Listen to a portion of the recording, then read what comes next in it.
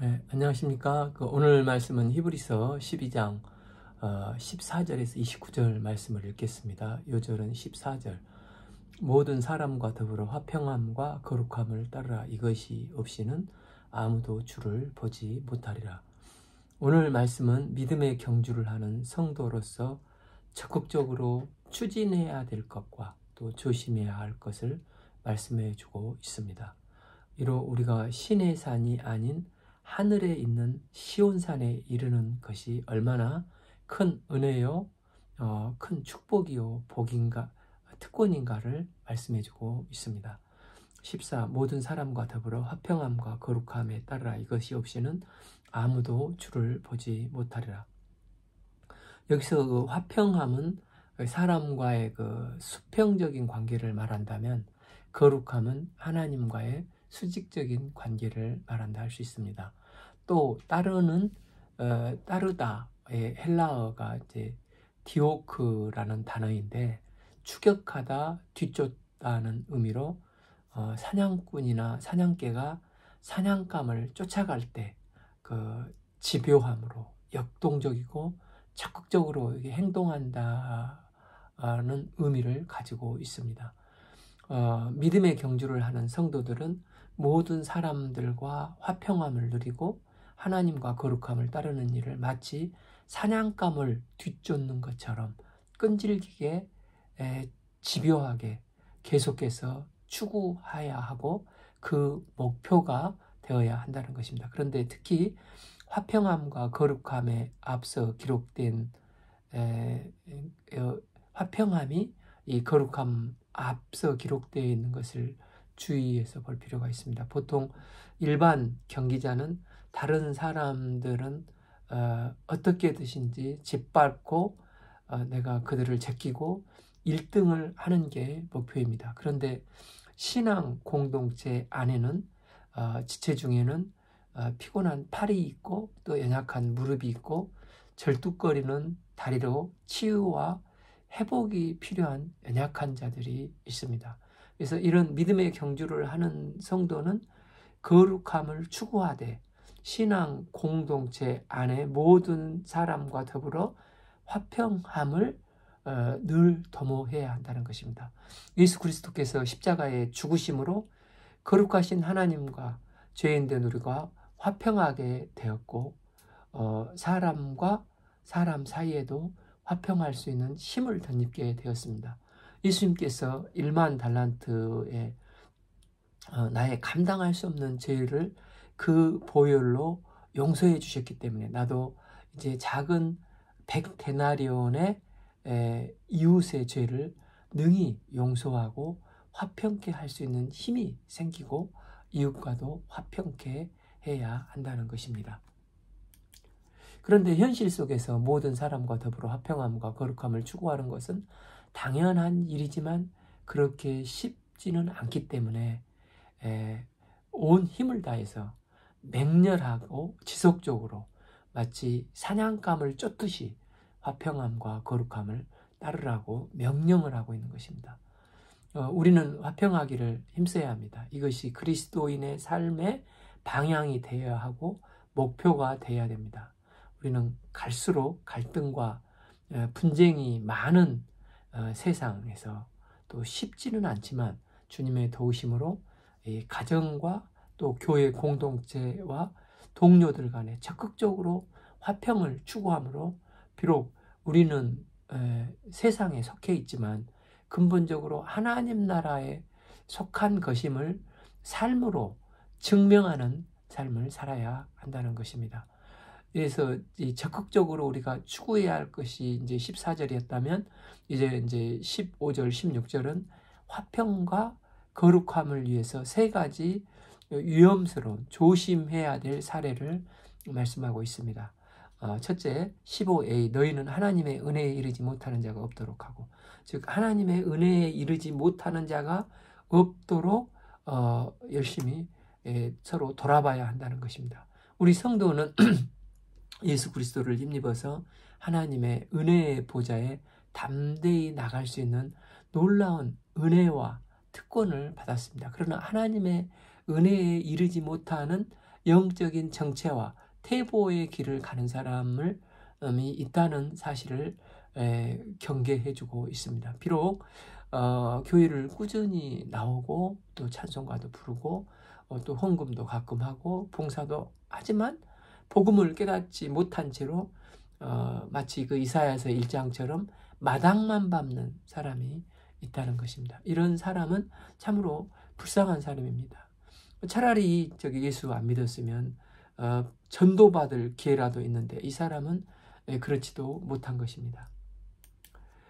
이런 사람은 끝까지 회개치 않으면 하나님의 은혜에 이르지 못하고 결국 하나님의 은혜에서 떨어져 나갈 수밖에 없다는 것입니다. 그러므로 우리는 우리 가운데 이런 공동체에 이런 사람이 없도록 서로 관심을 가지고 바른 신앙의 뿌리를 내리도록 살피고 기도해 줘야 한다는 것입니다. 하나님은 우리가 복음을 깨닫고 생명을 얻어 풍성한 삶을 살기를 간절히 원하십니다. 둘째로 15비 또 쓴뿌리가 나서 괴롭게 하여 많은 사람이 이로 말미암아 더럽게 되지 않게 하며, 즉 쓴뿌리가 있는 사람을 경계해야 한다는 것입니다.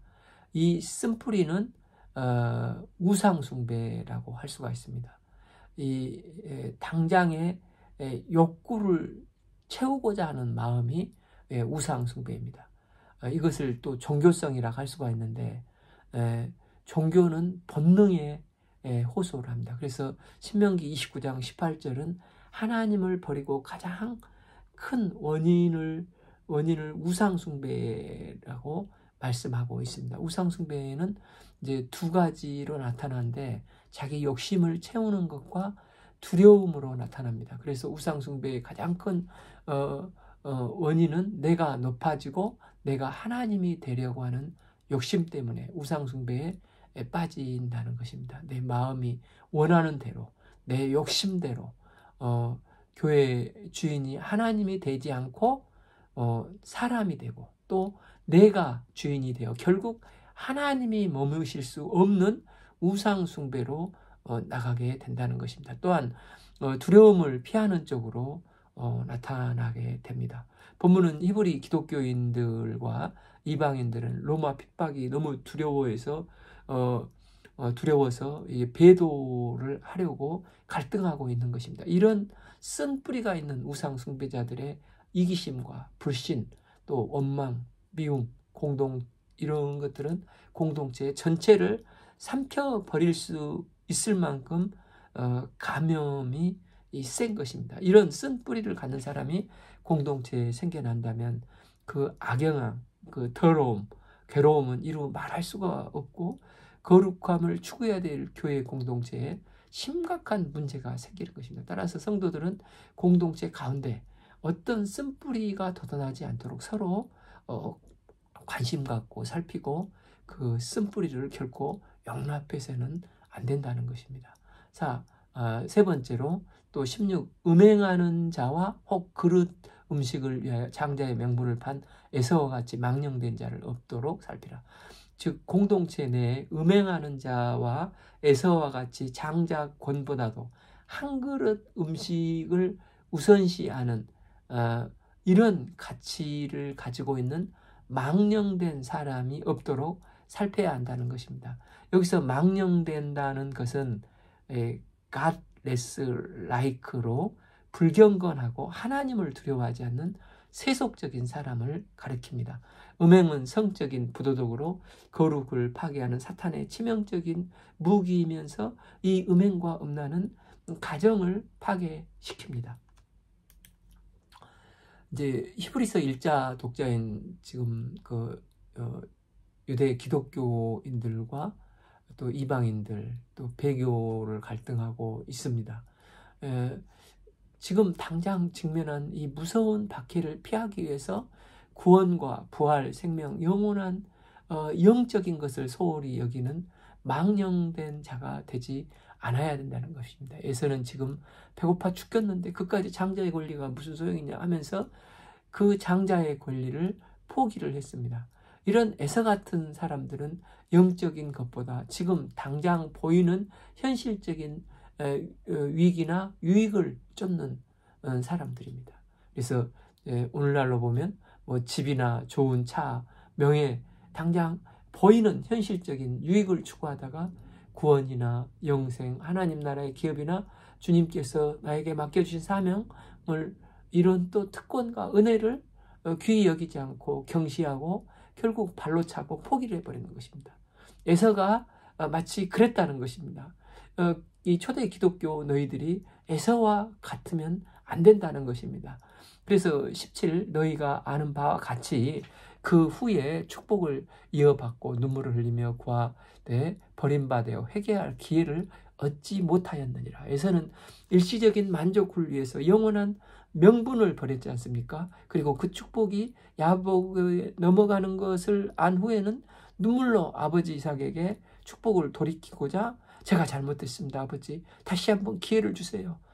그러나 그 축복을 돌이킬 수가 그는 없었습니다.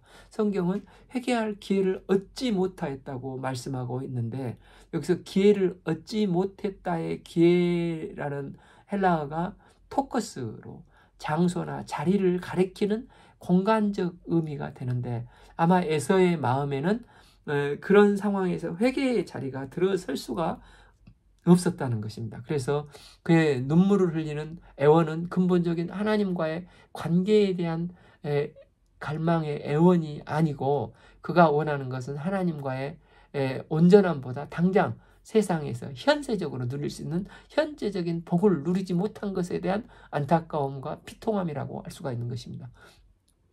우리는 이런 에서를 반면교사로 삼아야 됩니다. 눈에 보이는 세상에 눈이 멀어서 하나님께서 그리스도를 통해서 우리에게 주신 놀라운 구원의 은혜, 또 영생, 하나님 나라의 산소망, 이런 또 내가 구속 역사에 쓰임받는 참 한 번뿐인 인생에 이런 구속 역사에 쓰임받는 게 얼마나 큰 축복입니까? 그런데 이런 것을 허신자적으로 버리고 그런 일이 없도록 서로 격려하고 또 살펴서 화평하고 그렇게 나가야 한다는 것입니다. 저자는 이제 또 신의 산과 시온산을 대조하면서 히브리 성도와 오늘 우리가 누리는 특권을 서로 비교하며 설명을 하고 있습니다. 18 너희는 만질 수 있고 불이 붙는 산과 침침함과 흑암과 폭풍과 식구 나팔소리와 말하는 소리가 있는 곳에 이른 것이 아니라 그 소리를 듣는 자들은 더 말씀하지 아니하기를 구하였으니 22는 짐승이라도 그 산에 들어가면 돌로 침을 당하리라 하신 명령을 그들이 견디지 못하리라. 히브리 기자는 모세가 처음 율법을 받은 출애굽기 19장 말씀에 나타나는 시내산 강림 사건을 증거로 말씀하고 있습니다. 이때 그들에게 침침함과 흑암과 폭풍과 나팔소리, 말하는 소리가 있는 압도적인 그 하나님의 강림이 있었습니다. 그런데 구약시대 사람들은 심한 두려움에 하나님께서 더 이상 하나님께 나가지 못하고 말씀하지 않으시기를 애원을 했습니다. 그들에게 하나님의 말씀은 두려움과 공포의 대상이었습니다. 왜냐하면 1.1핵이라도 거룩함에 이르지 못하고 흠이 있으면 망령되게 행하거나 거룩한 하나님이 정하신 선을 1mm라도 넘어가면 곧바로 즉사하기 때문입니다. 그만큼 거룩하신 하나님은 두려운 분이십니다. 심지어 21절 이 보이는 바가 이랬던 무섭기로 모세도 이르기를 내가 심히 두렵고 떨린다 하니라. 백성들이 직접 듣기에 너무 두려워서 모세가 대리할 수밖에 없었지만 언약의 중재자인 모세도 그렇게 심히 떨렸는데 백성들은 얼마나 더욱더 두려워했겠습니까? 여기서 이제 중요한 것은 그 19절에 봐보면은 나팔 소리가 말하는 소리가 있는 곳에 이른 것이 아니라 해서 이른이라는 단어가 완료 시제로 사용되고 있습니다. 이미 가까이 왔고 이미 접근한 것을 가리킵니다. 그래서 히브리 기자는 서신을 받는 히브리 기독교 독자들에게 출애굽기 이스라엘이 이르렀던 그 시내산이라는 곳을 지금 너희가 이르렀는가 묻고 있는 것입니다. 결코 그렇지가 않다는 것입니다. 신약시대에 살고 있는 우리는 그런 시내산과 같은 곳에 이른 게 아니고, 그럼 우리가 이른 곳은 어디입니까? 22 그러나 너희가 이른 곳은 시온산과 살아계신 하나님의 도성인 하늘의 예루살렘과 천만 천사와 23 하늘에 기록된 장자들의 모임과 교회와 만민의 심판자이신 하나님과 및 온전하게 된 의인의 영들과 24 새 영의 중보자이신 예수와 및 아벨의 피보다 더 나은 것을 말하는 뿌린 피니라. 여기서 너희가 이른 곳, 이것도 완료형입니다. 세상 새 언약의 백성 되어진 너희가 이른 곳은 어디인가? 바로 이 시내산이 아니라 시온산이라는 것입니다. 이 시온산은 어떤 곳입니까? 이 시온산은 이 땅에 있는 것이 아니라 천상에 있는 살아계신 하나님의 도성인 예루살렘을 말합니다.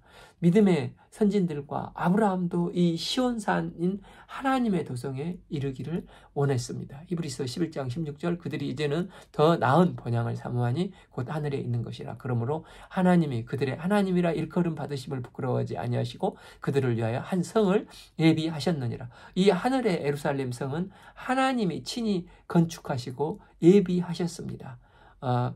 개역 개정에는 천만 천사들이라고 이게 이 성경에 나와 있는데, 원어를 보면 잔치를 준비한 천만 천사라고 되어 있습니다. 그러니까 우리는 하늘의 새 예루살렘 성에 가면은 천만 천사가 준비한 연회에 참석해서 그 잔치를 즐길 수 있게 된다는 것입니다.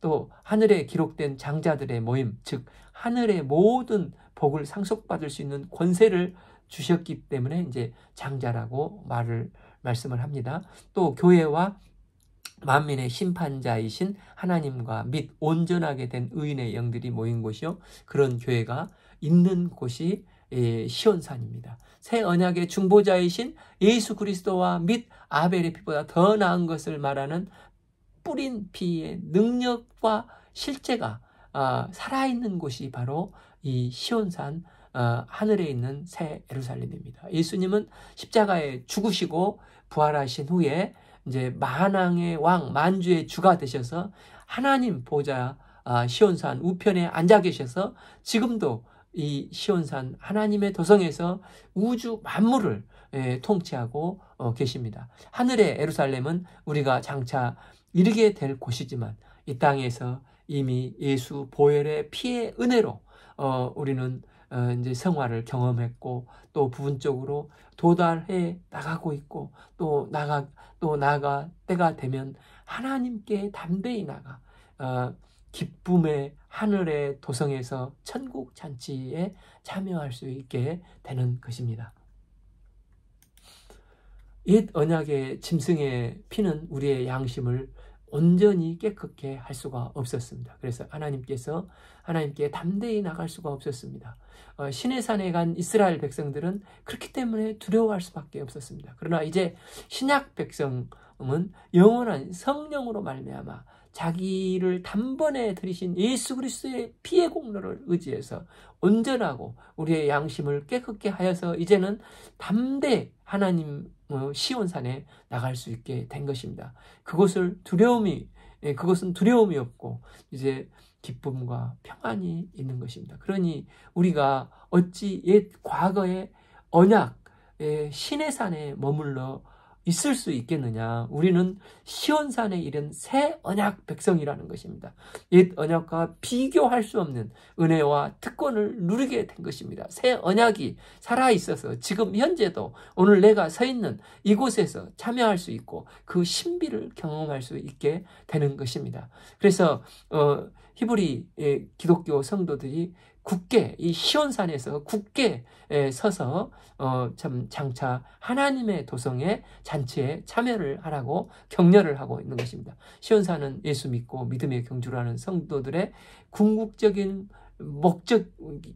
목표입니다. 하지만 그 궁극적인 목표는 단지 미래적일 뿐만 아니라 하나님께 나가는 은혜와 특권을 누리는 그리스도인의 현재적인 경험이기도 합니다. 그렇기 때문에 이 본문을 읽게 된 유대교 그 기독교인들은 결코 옛 언약에 머물러 있는 신의 산의 유대교로 돌아갈 필요가 없는 것입니다. 뿐만 아니라 우리 2차 독자인 우리도 이 놀라운 시온산에 이른 놀라운 복을 받았는데 우리도 세상 사람들을 부러워하거나 세상 것에 목표를 두고 기웃거릴 필요가 없다는 것입니다. 예수 그리스도의 피 공로로 말미암아 시온산에 이른 것이 얼마나 놀라운 은혜이고 하늘의 상속자로 복받은 것인가를 깨닫고 세상 것에 기울이지 말고 믿음의 주요 온전케 하신 예수님을 바라보고 비록 대통령짜리 10개를 준다 해도 결코 바꾸지 않고 이 하나님 나라를 보고 나가야 된다는 것입니다. 그래서 우리 신약 성경을 읽을 때 already but not yet 이런 단어가 있죠. 그러니까 우리는 이미 구원받았으니까 이제 시온산에 이미 already 이르렀습니다. 그러나 not yet 아직 구원이 완성되지는 않았습니다. 그럼 언제 이 구원이 완성이 되는 것입니까? 예수님께서 재림하실 그날에 구원이 온전히 완성이 되고 우리는 새하늘과 새 땅에서 새 몸으로 부활의 신령한 몸을 입게 됩니다. 그래서 우리는 구원을 이룬 측면도 있고 구원을 완성하기를 기다리는 측면도 있는 것입니다. 하나님의 도성이 이 도성인 이 산소망을 바라보며 이 땅 가운데서도 날마다 주님을 닮아 새로워지고 하나님의 도성을 향하는 already but not yet의 거룩한 천국 백성의 삶을 살 수 있기를 기도합니다. AD 410년에 게르만족 고트족이 천년 왕국 로마를 멸망시켰습니다. 당시 로마는 가장 완전한 도시요 베드로와 바울의 순교의 피 위에 세워진 마지막 도시로 여겨졌는데 그 이상이 깨지고 믿지 않는 이방인들에게 이곳이 멸망당하는 것을 보고 기독교인들은 무너진 로마의 충격과 신앙의 회의를 가져다 주었습니다. 이 사건을 본 어거스틴은 우리의 영원한 소망은 하나님의 도성에 있음을 깨닫고 하나님의 도성이라는 책을 집필하게 되었습니다. 두 도성이 있는데 세속 도성은 자기 자신을 자랑하다 결국은 이렇게 멸망하지만 하나님의 도성은 주님을 자랑하고 주님을 사랑하는 사람은 영광스러운 하나님 나라를 세워가는 이 땅에 같은 삶을 살지만 그런 하나님 나라를 세워가는 삶을 살게 되고 때가 되면 영원한 하나님의 도성에 거하게 됩니다. 이 도성에 대한 산소망을 갖게 되는 것입니다. 25. 너희는 삼가 말씀하신 일을 거역하지 말라. 땅에서 경고하신 일을 거역한 그들이 피하지 못하거든 하물며 하늘로부터 경고하신 일을 배반하는 우리일까 보냐. 옛시대에 하나님께서는 땅에서 경고하셨지만 새언약 시대 하나님은 시온산이 있는 하늘에서 경고를 하십니다. 땅에서 경고하는 분은 거역하였던 옛 언약의 신의 산 광야 시대 사람들은 하나님을 거역했을 때 거룩한 하나님의 심판을 피하지 못했습니다. 그러면 땅이 아닌 하늘로부터 경고하시는 분의 말씀을 배척하고 배교를 하면 시온산 세대가 하나님의 심판을 피하지 못할 것은 너무나도 당연하지 않겠냐는 것입니다. 그래서 너희는 하나님을 거역하지 말고 시온산에 굳게 서 있어야 한다는 것입니다. 26. 그때 그 소리가 땅을 진동하였거니와 이제는 약속하여 이르기를 내가 또 한 번 땅이 아니라 하늘도 진동하리라 하셨느냐. 하나님께서 시내산을에서 말씀하실 때 온 땅에 하나님의 진동을 했지만 그러나 이제는 마지막 때 또 한 번 땅만이 아니라 하늘도 진동하게 할 것이다 약속을 하시면서 계속해서 모세의 시노산과 예수님의 십자가의 시온산 두 개를 대비시키고 있습니다. 27. 이 또한 한 번이라 하시면 진동하지 아니하는 것을 영존하게 하기 위하여 진동할 것들 곧 만드신 것들의 변동될 것을 나타내시리라. 여기서 또 한 번 oncemore는 아직 남아있다는 것입니다. 이는 예수님의 재림으로 반복되지 않는 하나님의 결정적인 하나님의 종말론적인 행위로 영원히 진동치 않은 새하늘과 새 땅의 하나님 나라를 말합니다. 이 하나님 나라를 영원히 보존하기 위해서 흔들리는 피조 세계는 다 예수님께서 재림하실 때 다 변동하고 다 사라져 버릴 때가 있다는 것입니다. 그래서 이 땅에 있는 것들은 근본적으로 진동하고 흔들리고 그날에 다 없어질 것인데 유일한 유한한 것들이라는 것입니다. 그러나 예수님을 믿는 우리는 어떻습니까? 28a 그러므로 우리가 흔들리지 않는 나라를 받았은즉 세상 사람들은 세상의 모든 것이 진동하고 흔들려서 없어져 버리지만 그러나 예수 믿는 우리는 흔들리지 않고 진동하지 않는 영원한 하나님 나라를 상속받게 된 사람들이라는 것입니다. 때문에 우리 성도는 심판을 의식해야 하기는 하지만 심판을 결코 두려워하지 않고 오히려 그 심판의 날이 우리의 산소망의 날이 되기 때문에 우리 성도들에게는 완전한 구원의 날이기 때문에 산소망이 되는 것입니다. 이 땅에서 우리는 그래서 어떻게 살아야 하는 것입니까? 28b 은혜를 받은 이로 말미암아 경건함과 두려움으로 하나님을 기쁘시게 섬기리니 우리는 이미 흔들리지 않는 나라의 유업을 받은 자들입니다. 따라서 첫째 은혜 받은 자들이라는 것입니다. 이 본문의 은혜의 원뜻은 감사를 해야 한다는 뜻입니다. 감사하는 사람이 험악한 세상을 이길 수 있고 감사하는 사람은 마귀의 괴계를 능히 이길 수 있습니다. 어떤 불평과 역경 속에서도 감사하는 사람은 결코 괴롭히지 못하는 것입니다. 감사하면 자신이 변하고 또 주위 환경이 변하고 세상이 변할 수 있습니다. 은혜를 받는 비결은 범사에 감사하고 은혜를 받는 결과도 감사입니다. 둘째로 경건함과 두려움으로 하나님을 기쁘게 섬겨야 한다는 것입니다. 즉 하나님께서 기뻐하시는 예배를 드려야 하는 것입니다. 우리는 예수 그리스도로 말미암아 흔들리지 않는 영원한 하나님 나라를 상속받은 자들입니다. 때문에 우리가 마땅히 하나님께 감사하며 경건함과 두려움으로 하나님이 기뻐하시는 제사를 드려야 하는 것입니다. 왜냐하면 우리의 하나님은 소멸하는 불이시기 때문이라는 것입니다. 시내산에 모세가 안 내려오니까 우상 숭배에 해서 출애굽기 32장 28절을 보면 거기서 결국은 3,000명이 죽었습니다. 그런데 시온산에 예수님이 이제 죽으시고 부활하사 오순절 성령의 임재가 임하니까 사도행전 2장 41절 보면 3,000명이 살아나게 되었습니다. 그래서 소멸하는 불, 또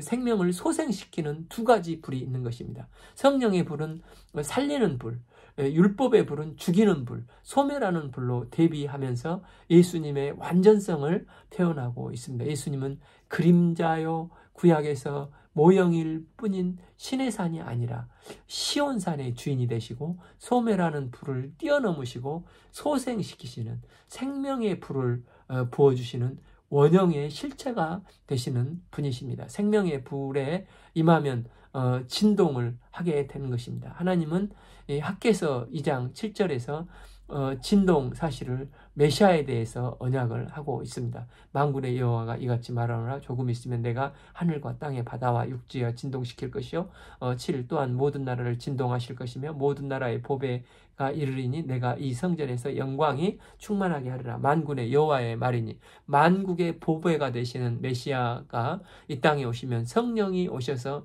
진동케 되는 일이 벌어진다는 것입니다. 그래서 이제 예수님께서 십자가에 죽으셔서 그 막달라 마리아가 이제 무덤을 보러 갔을 때 마태복음 28장 2절 보면 큰 지진이 나면서 진동을 하지 않습니까? 또 사도행전 2장 2절에 호련히 하늘로부터 급하고 강한 것 같은 소리가 있어서 이들의 앉은 온 집에 가득하여 오순절 성령의 역사가 있었습니다. 하나님 앞에 합당하지 않는 것은 다 진동하고 다 소멸될 수밖에 없습니다. 우리 믿음에 경주를 하는 성도들은 이런 다 타버리고 없어질 것 위에 삶에 인생의 기초를 세우지 말고 영원한 것, 타지 않는 것, 하나님의 것을 위해서 애쓰는 삶을 살아야 하는 것입니다. 그래서 그리스도인들은 죄송합니다. 자꾸 옛 유대교의 그림자로 돌아가지 말고 하나님은 죄에 대해서는 소멸하시는 분이시지만 우리에게 불같은 성령으로 오시지 않았느냐. 성령의 불, 살리는 불을 생각하고 믿음의 경주를 하라는 것입니다. 하나님 나라의 산소망을 바라보고 믿음의 경주를 완주하기까지 하라는 것입니다. 그래서 정리하면 우리가 새 언약의 백성의 특징이라고 할 수 있는 모든 사람과 더불어 화평함과 거룩함을 추구하는 삶을 살아야 하겠습니다. 나아가 시온산 하나님의 도성을 상속받는 장자의 지위를 받은 자답게 감사가 넘치고 경건과 두려움으로 하나님의 기쁨이 되고 하나님을 예배하는 복된 삶을 살 수 있기를 기도합니다. 오늘 말씀은 히브리서 12장 14절에서 29절 말씀을 읽었습니다. 제가 좀 일이 있어서 한국을 가야 하는데 다음 주는 쉬고 9월 10일 이후에 계속해서 성경 통독을 하겠습니다. 감사합니다.